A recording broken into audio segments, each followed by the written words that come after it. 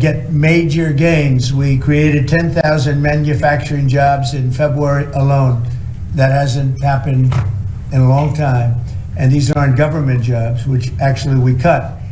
These are private sector manufacturing jobs. So we gained all of those jobs, 10,000 jobs, and we barely started yet. That's a very unusual number. People are surprised by it. I'm even a little surprised. On auto jobs, we created almost 9,000 new jobs in the auto production field. And the reason for that is largely they think things are happening, so they're already geared up. In some cases, they had rooms in their plants, or they had empty plants that they were able to put into use quickly because they see, because of the tariffs, they don't want to be dealing with other places, and they don't want to go back and forth and around and through the borders and across Mexico border and Canada border and all of. They want to have the jobs in one location. And they've had space, and if they had space, they were able to create the jobs almost immediately. In some cases, they'll be building plants to take care of those jobs. So we created 9,000 new jobs already in the auto production, auto parts manufacturing. So we want the auto parts ideally, and I think from a simplicity standpoint too, to be built and made in the United States. It's in a single month. That all took place in a single month, 9,000 new auto jobs. You haven't heard that in a long time. After auto workers lost more than 27,000 auto jobs in the final year of Biden. These are also high-paying jobs. These are very prime jobs. The ISM Manufacturing Survey and the S&P Manufacturing Survey have also confirmed that our administration is presiding over a brand new domestic manufacturing boom after major collapse under Biden. It was a collapse. All he did is keep adding new government jobs, which are not the jobs you want. We're trying to shrink government and grow the private sector. That's what we've been doing. Under the final 2 years of Biden, 1 in every 4 jobs created in America was a government job. That's a tremendous percentage. But under the first full month of President Trump, which we haven't even gotten started yet, an incredible 93% of all job gains were in the private sector. So that statistic just came out. Big gains for native-born Americans. For the first time in 15 months, the job gains for native-born Americans, for American people born in America, exceeded job gains for migrant and foreign-born workers. This is the first time that's happened in more than 15 months. Employment for native-born workers went up by 284,000, while foreign-born workers went down by 87,000. Now, you've heard the same stat where foreign workers were taking up all the jobs, or almost all the jobs. In some cases, literally all of the jobs. And now it's 284,000 native-born jobs here, people born in our country, 284,000, while foreign-born workers went down by 87,000. First time that's happened in a long time. So these are incredible numbers, and they're very early. I mean, we're here for 5 weeks, but we have been talking about it since the big win in November 5th. So a lot of these people, they listen to us speak and they say, well, I'm going to gear up, and they're gearing up. And so they've been gearing up. They've had a little time. It's not just 5 weeks. It's 5 weeks plus a few months. And they put it into effect pretty quickly. They have confidence that what I'm saying is going to happen. So with that, I'd like to ask a highly respected gentleman, Kevin Hassett.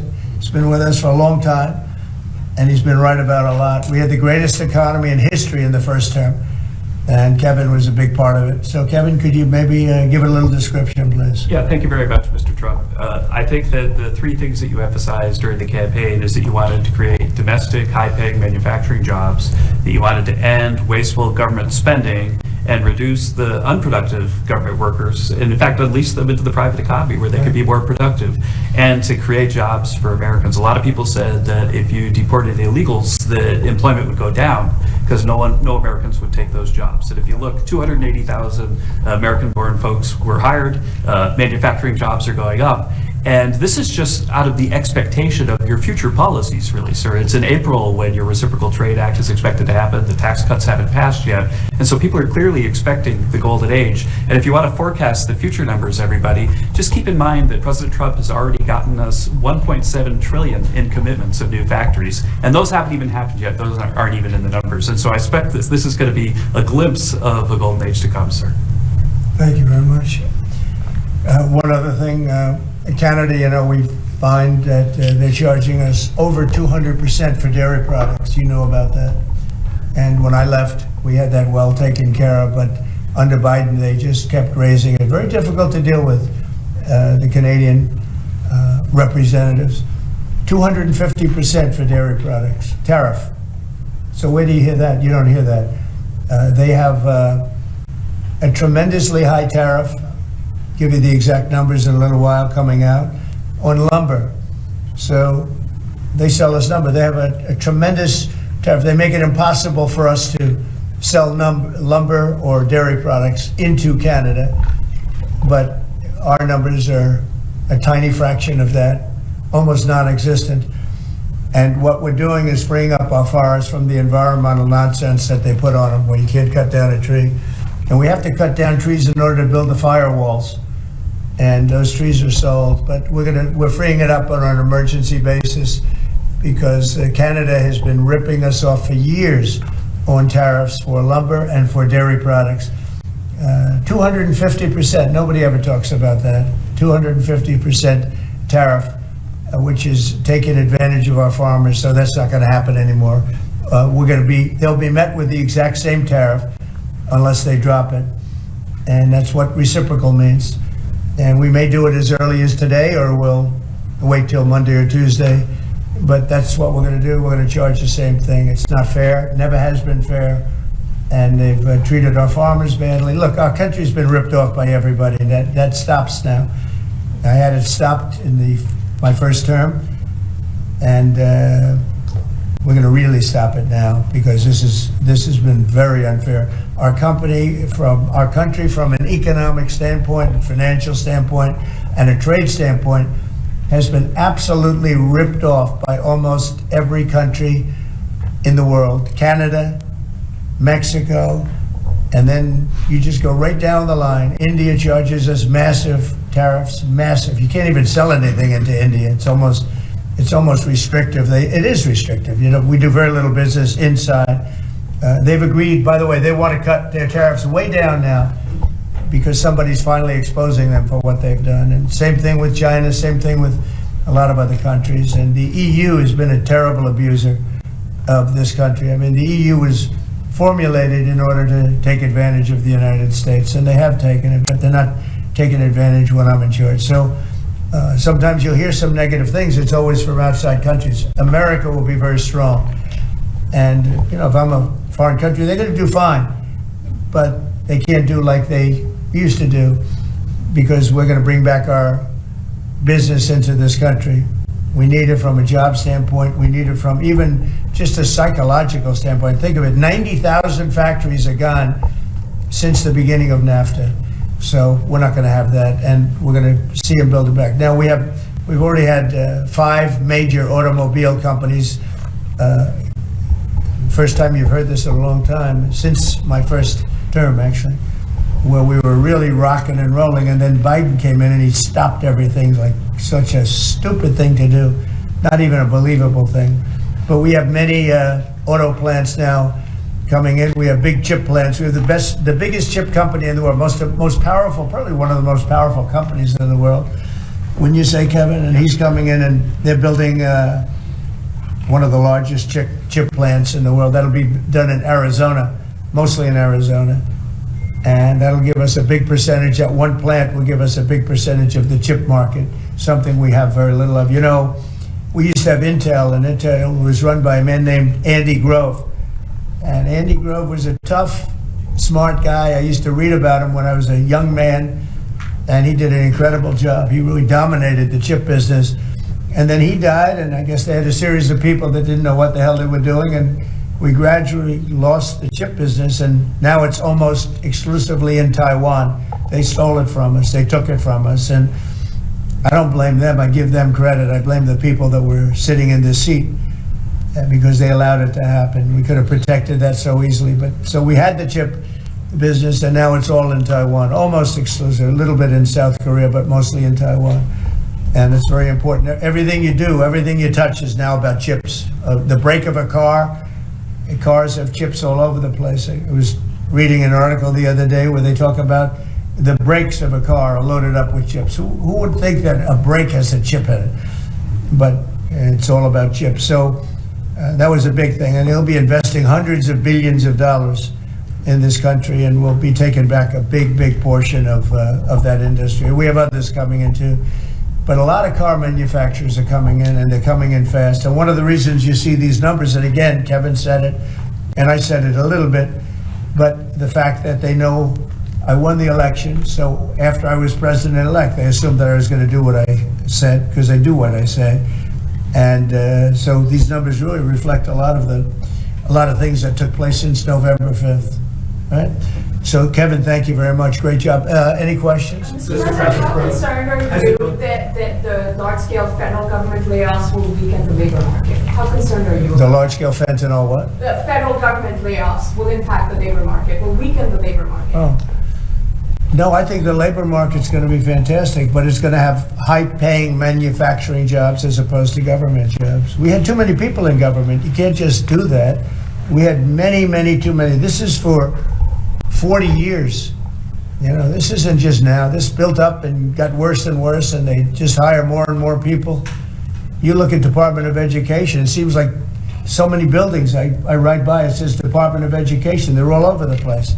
And we don't even want it. We want the education to be given by the states. It'll be much better. It'll move us to the top of the list from the bottom of the list, and actually save us money. But it's too important to even talk about them. It'll save us a lot of money, but we don't want that. We want education to be given. So you go to Iowa and Indiana and Idaho and all these places that are so well run. They're going to be producing education that will be the equivalent of, like Denmark is one, and Norway, Sweden. Actually, China is one of the better in terms of education, and so we can't blame size anymore. You know, China has 1.4 billion people, but they're very high on their list. The one thing we're doing well on, we're number one on the list, is cost per pupil. We spend more money than any other country in the world by far. So I jokingly say the one thing we do well on is the cost. We spend more money, and yet we're toward the bottom of the list. Yeah. Mr. President, I want to ask you, the joint address, millions of Americans watched your joint address earlier this week, where you warned that there could be a little disturbance that Americans could feel as a function of these taxes, these tariffs. How much disturbance are you willing to accept in the near term as a function of that? And to set expectations, how long should Americans expect things to cost a bit more? Well, so far, Peter, there hasn't been very much, because these numbers are coming out. We're here for just a little over 4 weeks. And these are fantastic numbers. I was watching some of the reports this morning. They were surprised. There could be some disturbance, a little bit of disturbance. I solved a little bit of that because I have respect for our auto companies, and I gave them a little bit of a 1-month reprieve because it was unfair, although I'm sure they'll take advantage of it. I see they're driving a lot of cars into the U.S. to try and avoid the tariffs, and they're taking advantage of it a little bit. But they called me, they asked me, they said, could they have a little bit of help? And I decided, they're American companies, USMCA, and I let them have that. But this really kicks in, the reciprocals, kicks in on, let's see, I guess the 2nd. And I wanted it to be the 1st so badly. It just didn't want to be on April Fool's Day. So I made it the 2nd. That's going to cost a lot of money. That one day is going to cost a lot of money, but that's okay. But I don't see it. I don't see anything. I see good reports. I think we're going to have good numbers from the beginning. Now, globalists won't love this because this brings jobs back to America. So if they're coming back to America, maybe you'll lose some in other parts of the world. But the other parts of the world have done very well, and they'll continue to do very well. But I think the United States is going to be doing record business. We'll bring a lot of those 90,000 factories that have been lost over the last number of years. It's hard to believe. 90,000, think of what 90,000 is, 90,000 plants and factories are gone. We're going to bring back many of those plants and factories. One day the tariffs are on, the next day they're off. Right now, the markets, as you know well, prefer stability. Are you done going forward with the pauses and the carve-outs? Is that it for those? There'll always be changes and adjustments, and you can't just. I could have, for instance, told the American car companies, "No, I'm not going to give you anything," and then you wouldn't have had to say, "Well, they're getting a little extra." It's just a little bit of a 1-month reprieve. They're very happy about what's happening. They won't have to go across borders, and you see the zigzagging. You have a fender made in Canada, you have something else made in Mexico. We don't want that. We want it made here. But there'll always be some modifications. I mean, if you have a wall in front of you, sometimes you have to go around the wall instead of through it. But I think very little. On occasion, if we can do something, we want to help companies. We want to help companies create jobs. So I could have left that and you wouldn't have had a minor change. Instead, I was asked by the real majors, the big majors, if they could do this. And I said, yeah, I'll do it. I want you to produce a lot of jobs. And numerous of the people, actually all of the people I spoke to have already been, they're very much on the way to already doing it. That's why you have auto jobs increase. And the man, I don't know him, Sean Fain, I don't know him, and I did great, as you know, with the auto workers, with the Teamsters, with unions. I did fantastically well, best numbers ever by a Republican. And I have a lot of respect for those people. But Sean Fain, who I don't know, but wasn't a supporter, although the auto workers were big supporters. I watched him last night, and he said Donald Trump is absolutely right on tariffs. He said what he's doing on tariffs is an incredible thing. And it's about time somebody had the guts to do it, because we're going to save auto manufacturing. And I said to people when I was campaigning, you're going to have so many auto jobs, you're not going to believe what's going to happen. We're going to load up Michigan. I won the state of Michigan, as you know. And part of the reason I won it was I got a lot of auto workers that voted for me, Detroit, etc. But I think people are going to be very surprised. Yes. Thank you, Mr. President. You mentioned in your remarks chips manufacturing, how a significant percentage is now in Taiwan. You also mentioned it in your address to Congress, and you called on Congress to overturn the CHIPS Act, which had bipartisan support in the last Congress. Why would you like to see this particular law overturned, Mr. President? Because it's hundreds of billions of dollars and it's just a waste of money. Now, some people have already taken the money and used it. Actually, it's very hard to qualify because they go by race, they go by gender, they go by all sorts of things. Nobody's ever seen anything like it. You won't be able to find those people.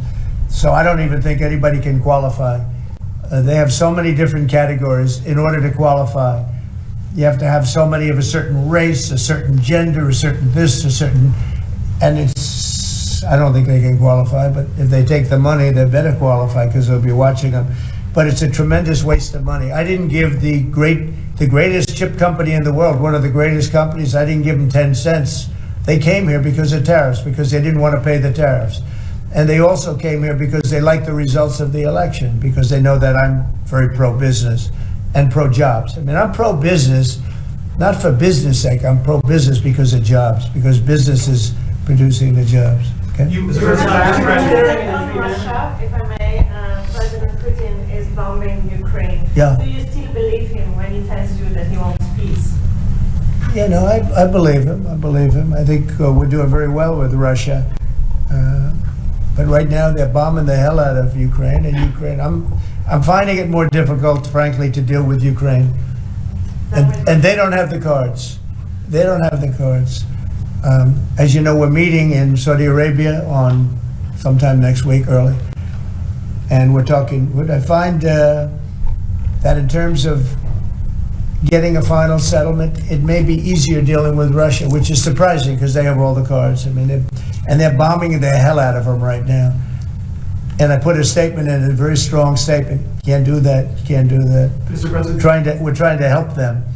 And Ukraine has to get on the ball and get a job done. Michael, could you come up here? I see Michael back there. Good, I'm glad. He's traveling all over the world. I just saw him come in the door. Could you give a little definition of what's going on, please? Sure. Well, the president has been crystal clear, and he's been clear to all sides. The fighting has to stop. Both sides need to get to the table. We had a good engagement. Both leaders have said only President Trump could do so, and only he has been able to do so. We had an initial engagement with the Russians. The Ukrainians had a great opportunity to bind our economies together through that mineral deal.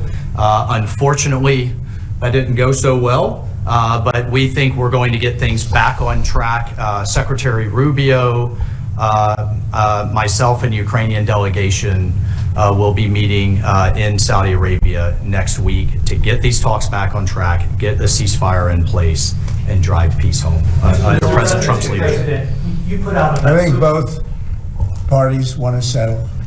I think if I wasn't president, this war would have had no chance of settlement, zero chance. But I think we're going to get it settled and stopped. We got to stop. They're losing on average 2,000 soldiers a week. That's a lot of soldiers. Do you agree, Peter? It's a lot of soldiers on both sides, I agree. Do you, Mr. President, think that Vladimir Putin is taking advantage of the U.S. pause right now on intelligence and military aid to Ukraine? No, I actually think he's doing what anybody else would do. I think he wants to get it stopped and settled, and I think he's hitting them harder than he's been hitting them. And I think probably anybody in that position would be doing that right now. He wants to get it ended, and I think Ukraine wants to get it ended, but I don't see, it's crazy. They're taking tremendous punishment. I don't quite get it, but I suspect, Michael, he probably wants to get it ended. He does, Mr. President. The Russians are taking incredible losses on the front. As the president has They both said, are. this is a meat grinder of people, of material, of national treasure, and no one else has any solutions except to let this war continue forever. But I'll add, the president has had multiple conversations and a visit from President Macron of France, Prime Minister Starmer of the United Kingdom. We have the NATO Secretary General coming next week. We have this meeting with the Ukrainians. We've had it with the Russians. All of this in the president's first month in his leadership. We will engage in the shuttle diplomacy, and we will continue to use his leadership and what leverage we have to get both sides of the peace table. It's not going to be easy, but President Trump... This war should have never happened. It would have never happened if I were president, but it did happen. So a lot of other things shouldn't have happened too. We shouldn't have 21 million people pouring into our country through open borders, many of whom are criminals, very bad criminals, including murderers, thousands of murderers. Many killed, far more than one person, and they're roaming our streets. But Tom Homan and Kristi Noem are doing an incredible job, and we're getting them out of here. And we'll get them out. We'll get them all out. But all these things shouldn't have happened. We shouldn't have inflation. We shouldn't have had this horrible inflation where the prices have gone up. Look at eggs. So we're doing a good job. We're doing a good Mr. job. President, in regards to the pause on military assistance to Ukraine, you put out on your social media post today that Russia is pounding Ukraine. That's right. Why not provide Ukraine with air defenses? And what happens, Mr. President, when Ukraine runs out of Well, the because Patriot missile batteries? good question. Because I have to know that they want to settle. I don't know that they want to settle. If they don't want to settle, we're out of there because we want them to settle. And I'm doing it to stop death. More important than anything else. Secondarily, way down the line is the money. So we're in for $350 billion and Europe is in for $100 billion. They should be in for the same or more than us. And, you know, I watched over the last week or so what's going on in Europe. This thing could end up in World War III if we don't get it settled. This could really end up in a World War III. We got to get it settled. So on Iran, how confident are you that the Iranians will negotiate with you? And is Israel on board with this outrage? Yeah, I saw the hostages the other day. They came in, people that were not young, some young and some older, much older. And they gave, it was hard for them to do it actually. They gave statements as to what happened. I was asking, what happened? How was it? I said, did you see anybody in there that was kind, like out of the hundreds of people that you were seeing, Hamas? Did some of them wink at you and say, don't worry, you're going to be okay, or give you a piece of bread, or no? I said, were there any people that were like kind? I was shocked. The answer was nobody. There was nobody. Just the opposite. They'd be slapped and punched. One man broke his ribs. He couldn't breathe for a month. It was brutal.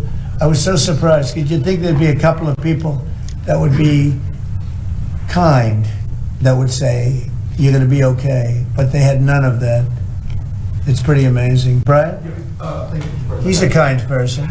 Well, according to... Although not to Zelensky, he wasn't. Well, you know what, that's another... But to Trump, he's been good. Yeah. Go ahead, Brian. Nice tie, by the way. Thank you. We, Thank you. I like yours too.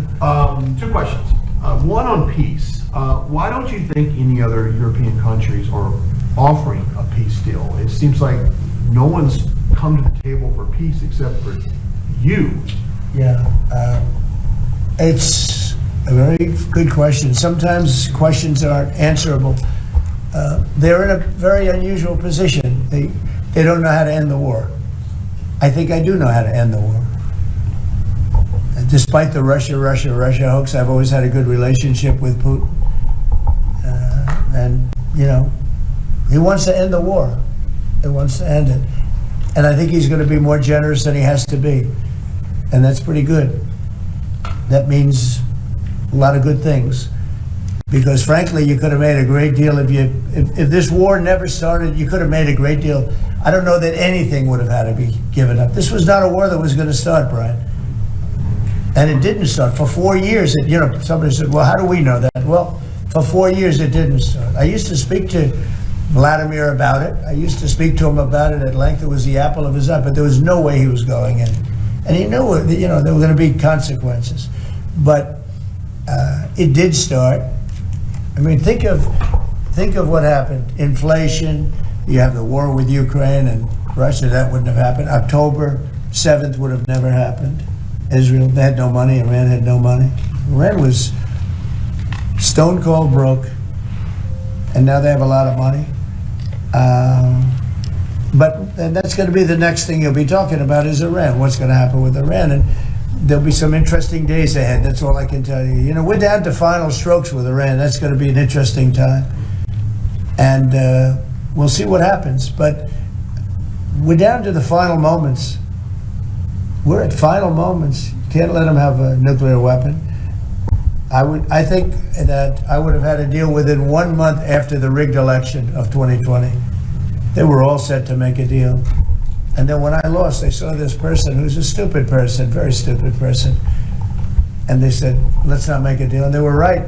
He took the sanctions off. They became rich under Biden. They went from having no money to having $300 billion. All in a short period. It's oil. Oil builds up fast. It's a nice living if you have a nice oil well. And they do. They have a lot of nice oil wells, right? So anyway, it's going to be a big thing. It's an interesting time in the history of the world. But we have a situation with Iran that something's going to happen very soon. Very, very soon. You'll be talking about that pretty soon, I guess. And hopefully we can have a peace deal. You know, I'm not speaking out of strength or weakness. I'm just saying I'd rather see a peace deal than the other. But the other will solve the problem. Mr. President, your allies are calling on you to pardon Derek Chauvin. Are you considering pardoning Derek Chauvin? No, I haven't even heard about it. No. Mr. President, on peace. I haven't heard that. In the first term, you may recall, I broke the news that you were nominated for the Nobel Peace Prize. And the reason for that was the work that you led on the Abraham Accords. I spoke yesterday with the member of parliament, the Norwegian parliament, that nominated you. And he said what the Nobel Committee is looking for from you, Mr. President, is security guarantees for Ukraine. Is that a possibility, Mr. President? So before I even think about that, I want to settle the war, get it finished. Because if I'm not here, nobody's going to settle it. And President Macron has said that, and everybody said that. The prime ministers and presidents. We're pushing very hard. That's all I'm thinking about now. As far as the question about security later, that's the easy part. The hard part is getting it settled. We got to get them. We're losing 2,000 human beings every week. More than that, actually.